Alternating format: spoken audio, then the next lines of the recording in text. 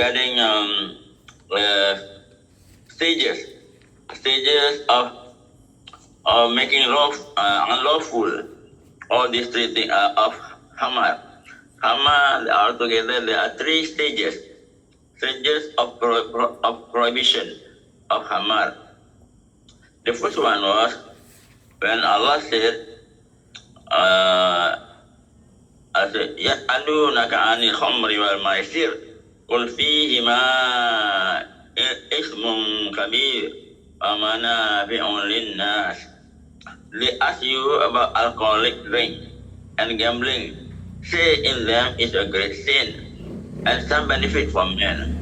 So Allah already, first time Allah mentioned that there are benefit, no doubt, on liquor. The benefit on liquor for men. But then the sin are great. Allah already found out that the sin was great. This is the first time Allah mentioned about liquor. They can claim that it's good for the body, it warm up the body and so on and so on. But the sin is great, Allah said.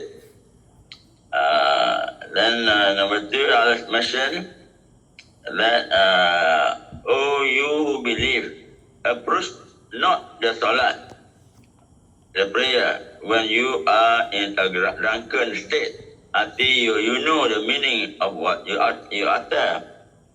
Second time was Allah mentioned that, do not salat, do not approach salat. Approach not, do not salat lah. Approach not the salat, don't salat.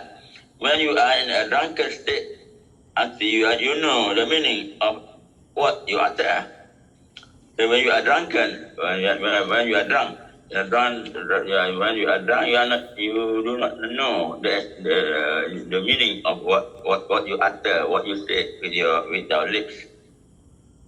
Then the second part is Allah says, don't salat if you are drunk. So some people, during this period, they drank early of the early beginning of the period, before Zuhur. So the early Zuhur, before very early part of Zuhur, they drank. When the Zuhur comes, then they have already overcome the drunken period. So they do that in order not to be drunk during Salat. And then finally Allah said, oh you who believe, Hamar, Maisir, Ansab, and Azlam are an abomination of Shaitan's handbook. The book of Shaitan. So this Allah said, and then these four things. Hamar means drink, alcoholic drink. Maisir is sihir. Ansab and Azlam, using you believe in bow and arrows. You believe in bow and arrows. What does it mean? It means that before you go out on a journey, so the unbelievers of Quraysh, they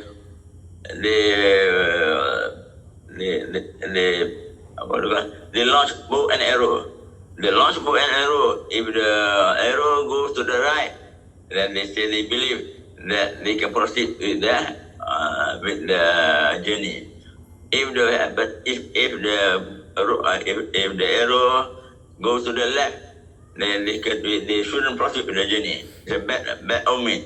Bad omen. So they believe in luck, in their luck based on bow and arrow. So these four things, Hamar, Maisir, Ansab, and Azlam, are the work of Shaitan. So Allah said to avoid that in order that you may be successful. So Allah asked to avoid them. There's a final prohibition of these four things.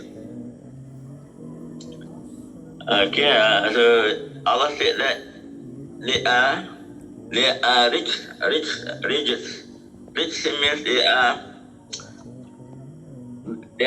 written as bad things. They are bad. They are bad, and it's the work of shaitan. So every time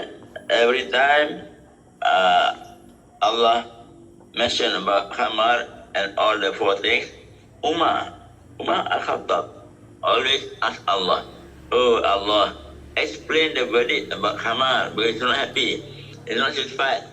The first phase, Umar was not satisfied. They said, please, Ya Allah, make it clear, what is your verdict of Khamar? What is the verdict of Khamar? You say Khamar has got benefit for mankind, and yet the sin is great. So please make clear, Umar said. When it comes to the second phase also, when Allah said, don't approach Salat when you are drunk. So Umar also said, oh Allah, make the verdict of Khamar clear to us. Make it clear.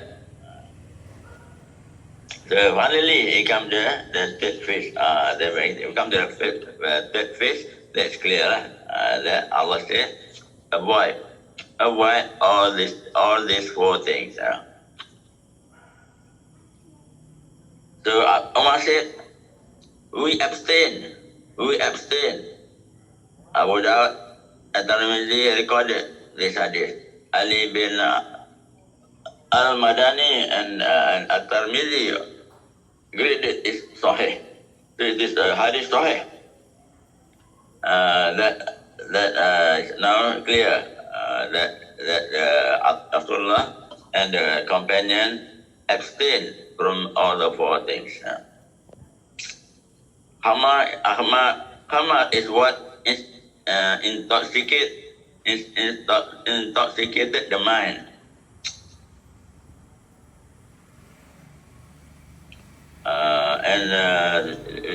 The people in Medina, when this sentence came down, then they all break all the jars, because they kept the khamar in jars. So they broke all the jars, and there's hadith saying that the street in Medina is flooded with alcohol. When the third phase came or started. There's another hadith. Imam Ahmad recorded that Anas said, I once was given an alcoholic beverage to Abu Ubaidah bin Jarrah. Ubay bin Ka'ab and other friends, and several of their friends meeting at Abu Talha's house. When they were almost intoxicated, some Muslims came and said, did you know that khamar was being prohibited? They said, we'll wait and ask. They then said, oh Anas, spill the remaining alcohol out of your container. So everybody spill the alcohol out of your containers.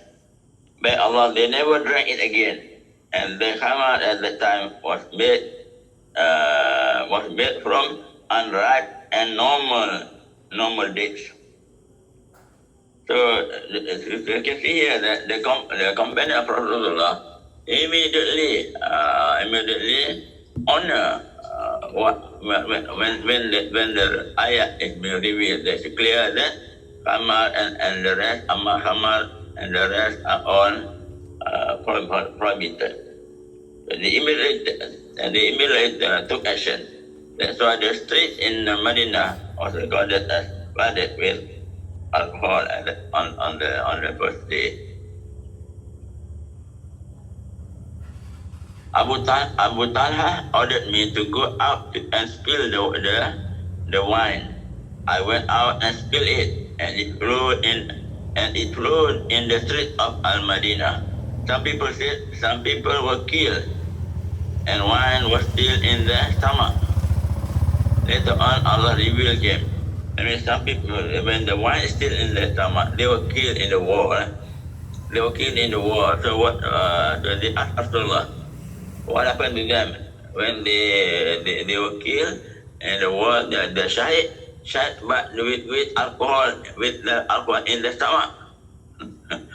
Maybe they just drank before going to war, before going out to war. So Allah came down with this ayat, لَيْسَ عَلَى الَّذِينَ آمَنُوا وَعَمِلُوا الصَّالِحَاتِ جُنَاحٌ فِيمَا طَعِمُوا. Those who believe and do righteous good deeds, there is no sin on them for what they ate, what they have eaten. There's no sin. What they have eaten in before the revelation of the ayat, then there's no sin. Okay. So no one went out or went in and out until we spilled the alcohol and broke its barrels. Some of us then performed ablution and others took a shower. Some of the Sahabat, because of they want to purify themselves, they had a shower. Some just take ablution, just take wudu. Some just take wudu.